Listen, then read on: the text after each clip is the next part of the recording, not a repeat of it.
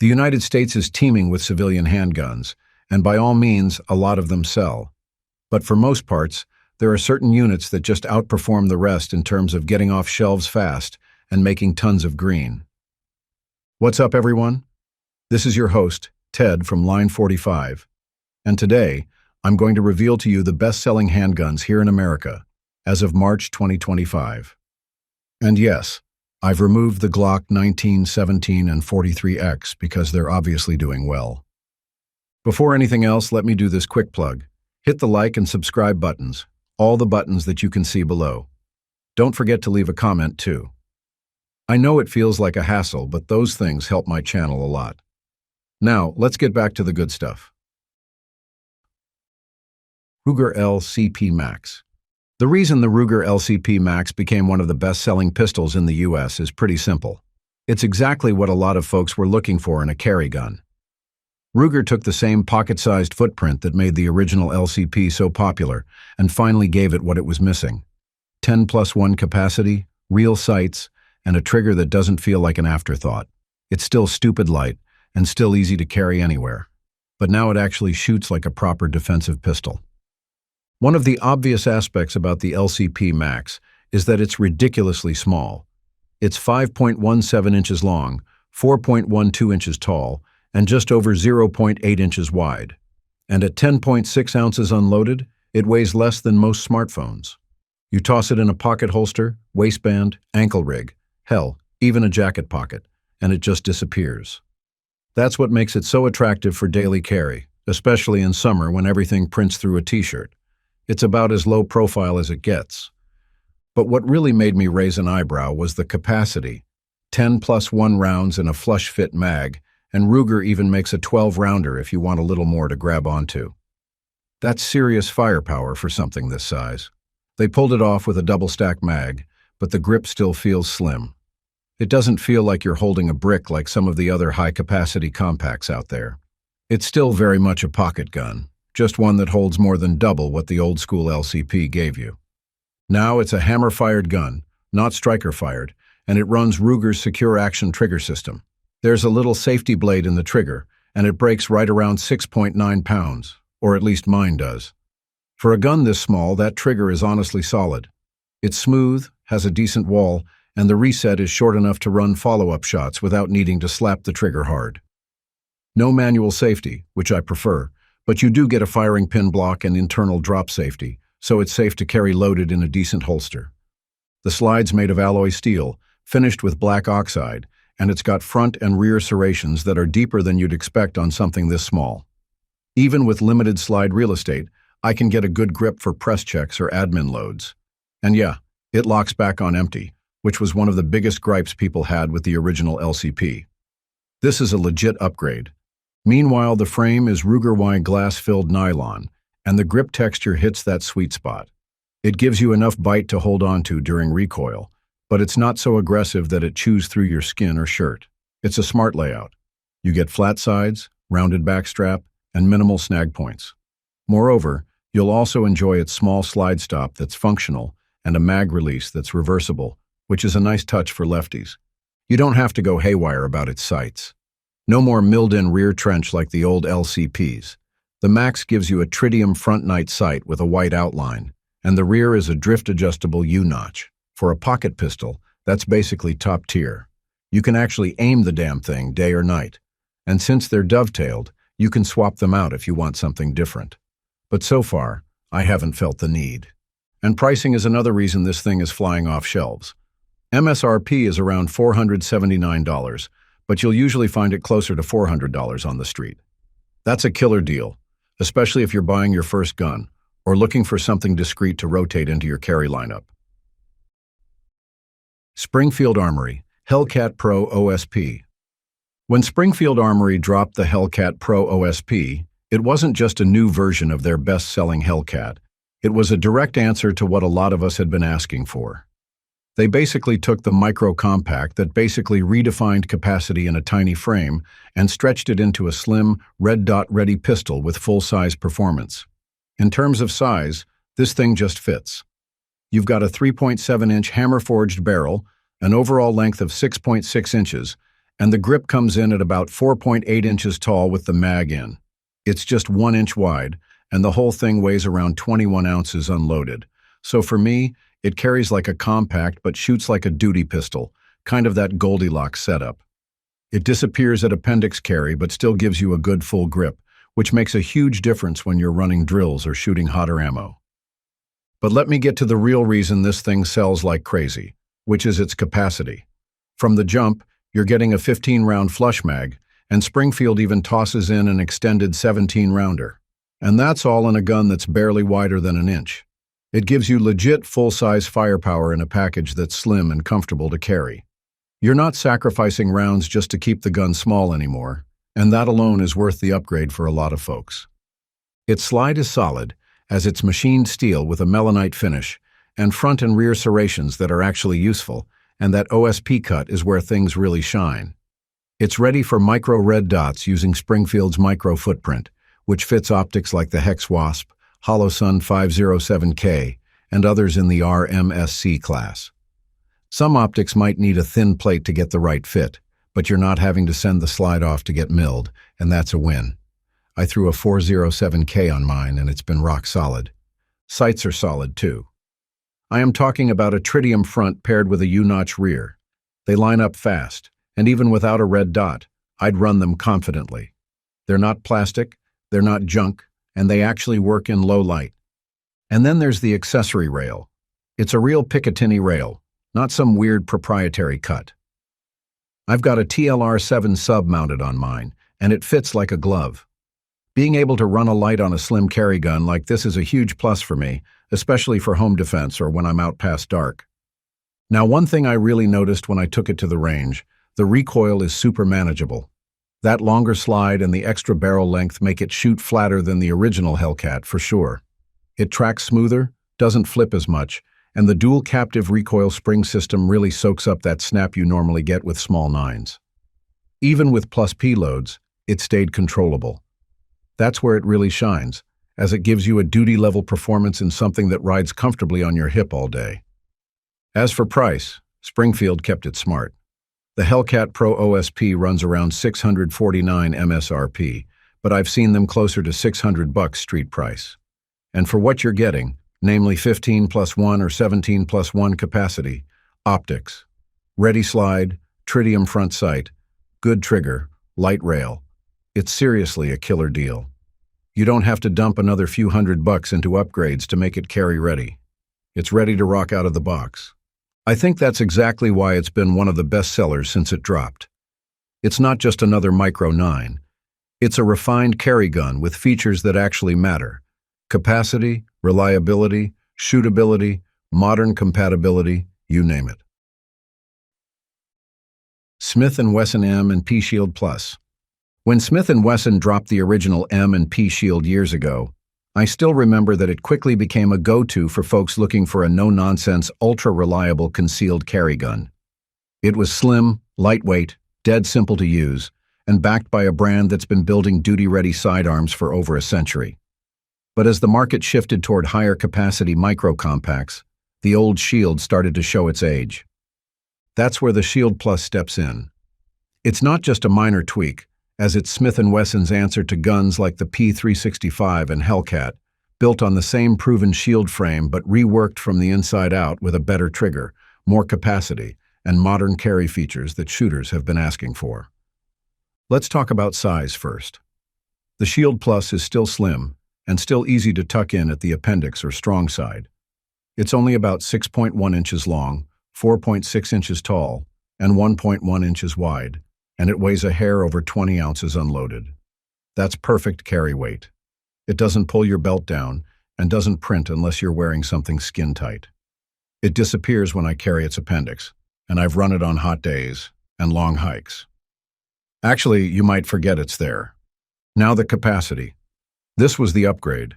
The old Shield tapped out at 7+1 or 8+1, which, let's be real, felt a little dated once guns like the P365 showed up. But the Plus? You're looking at 10+1 with the flush mag and 13+1 with the extended one. Factory mags, by the way. And they're solid. I run the 13-rounder most of the time, The extra grip makes the gun easier to shoot fast and flat, especially with plus P loads. That bumped it right into the modern carry game. No compromises on size or round count. Then there's the trigger, and man, Smith & Wesson got it nice and simple.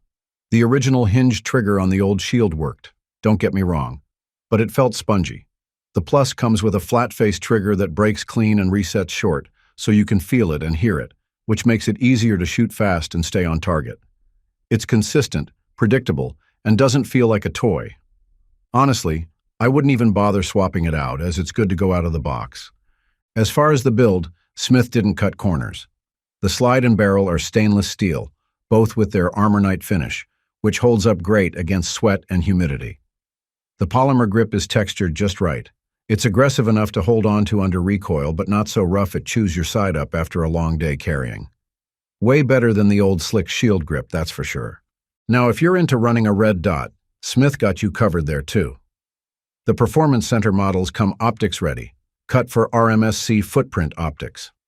I slapped a hollow sun on one for a buddy, and it lined up perfectly. Plus, you get fiber optic sights, a ported barrel, and a tuned-up trigger from the factory. Honestly, for a carry setup, you're getting a lot for the money, and you don't need to send anything out for custom work. Timing-wise, the Shield Plus dropped when the concealed carry market was exploding. Tons of new shooters, lots of folks upgrading old gear, and a lot of loyalty to the Shield name. Smith had already sold millions of the original model, so when they dropped the Plus with higher capacity and better features, everyone paid attention. It fits existing holsters for most people, the mags were reliable, and it just felt like a Shield, but this time, only better. Sig Sauer P320. The Sig P320 is one of those pistols that just clicked with a ton of shooters, including me. And it's not hard to see why. It's not just a reliable 9mm. It's the way it's built around this crazy flexible modular system that really got people buying in. You're not just picking up a gun, as you're actually buying into a whole platform. The heart of it all is the fire control unit. That's the serialized part. It's a stainless steel chassis with the trigger, sear, and guts inside, and it drops into any number of grip modules and slide assemblies. Full-size, compact, subcompact, whatever fits your needs. I've personally switched mine from a carry grip with a compact slide to a full-size setup with a threaded barrel and red dot, all using the same fire control unit. You can even change calibers between 9mm 40S and W and 357 SIG using the same core. The only caveat here is that the 45 ACP version uses its own FCU, so that's a separate thing, but for everything else, it's plug and play. One of the most popular setups is the P320 Compact. It's got a 3.9-inch barrel, comes in at about 7.2 inches long, 5.3 inches tall, and weighs just under 26 ounces unloaded. It's a sweet spot for concealment and shootability. Mine came with 15-round mags, but I've got a few 17 and 21 rounders that run just as smoothly. Toss in a grip module from Sig's X-Carry line, and now you've got a better undercut, a little beaver tail, and a grip angle that just locks into your hand.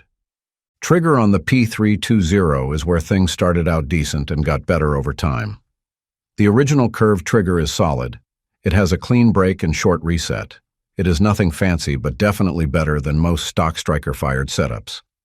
The X series, though, gave it a real boost with that flat-face trigger. I swapped mine in, and honestly, it gives a more consistent feel. It feels better for quick shots and just easier to control when you're running drills. The slide is all stainless steel with a nitron finish, so it's resistant to rust and holds up to holster wear. The barrel's stainless too, and the recoil system uses a dual captive spring, which provides smooth cycling, less muzzle flip. It just feels like a full-size gun should feel. It's controlled, balanced, and fast on follow-ups. One of the things that really sells this gun to shooting consumers is its optics-ready slide on the newer models, especially the X-Carry Pro and X-Compact. Mine's cut for the Romeo 1 Pro footprint, but it will take stuff like the Delta Point Pro too. It's factory milled, so no sending slides out, no adapters, no BS. Just bolt it on and zero it. I run a red dot on mine, and it's such a sweet treat for carry and training. Most models come with X-ray 3-day night sights, which are actually pretty damn good. Steel construction, a high-visibility front ring with tritium, and they hold up well. I didn't feel the need to swap them until I went with a dot, and even then, I threw on suppressor height backups just in case. Of course, let's not ignore the big reason this thing blew up, which is its military adoption. Once SIG landed that U.S. Army contract and rolled out the M17 and M18, the P320 became a household name overnight. So basically, its popularity was not born out of hype. It passed brutal military trials and beat out some serious contenders. Sig Sauer P365. All right, let me tell you why the Sig P365 absolutely blew up in the concealed carry world. I still remember when it dropped in early 2018, and man, that thing flipped the game on its head. Up until then, if you wanted something truly concealable, you were stuck with a 6 or 7 round single stack like the Glock 43 or Shield. But the P365 instantly gave us 10+1 rounds right out of the box in a gun that could damn near disappear in your waistband. That wasn't just good, it was groundbreaking. SIG didn't just cram extra rounds into the mag and call it a day. They came up with this clever modified double-stack mag. It's not a true double stack like you'd see in a G19, but it's also not a single stack. It's a staggered column design that lets them keep the grip super slim but still packs in the ammo. You get that flush-fit 10-rounder stock, but SIG also makes 12, 15, and even 17-round mags if you want to bump capacity without switching guns. That's huge for guys like me who don't always want to carry a spare mag. Size-wise, it's what makes the P365 so easy to carry. It's only about 5.8 inches long, 4.3 inches tall, and a hair over an inch wide. It weighs around 18 ounces unloaded. That's micro-compact territory, but here's the thing. It doesn't shoot like one. The grip module is shaped just right, so even with big hands, I can get a solid 3-finger grip, especially with that little pinky extension. They did a nice job undercutting the trigger guard too, so you get that high and tight grip that really helps with control under recoil. One of my favorite parts of the P365 platform is the modular fire control unit. That's the serialized part of the gun. It's a stainless steel chassis you can pop right out of the frame. So if you want to upgrade to a longer slide or try out a different grip module, you're not buying a whole new pistol. You just transplant the FCU into a P365XL or P365X setup and you're good to go. I've got mine set up with the extra large grip and a standard slide. It's like building your own Franken-carry rig, and SIG makes that stupid easy. The sights they throw on from the factory are no joke either. You get X-ray 3-day night sights, which are full steel, not plastic, and they've got that bright green ring on the front dot, plus tritium for low light. A lot of guns come with throwaway sights that I swap immediately, but I've actually kept these on. Now, if you go with the P365X or XL, those come optics ready with a Shield RMSC footprint, so you can mount a micro red dot like the ROMEO0 right onto the slide. No milling, no hassle. It's perfect for guys running dots on carry guns. Notably, the original P365 has a curved trigger, and it's solid. It has a pretty clean break and a short reset. I've shot mine next to Glocks, and honestly, it holds its own.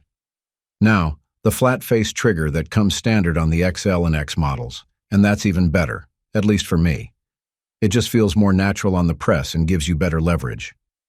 As for internals, it's all striker-fired, with striker safety, disconnect safety, and built-in drop protection, so it's safe to carry without manual safety, though SIG does make a thumb safety version if that's your thing.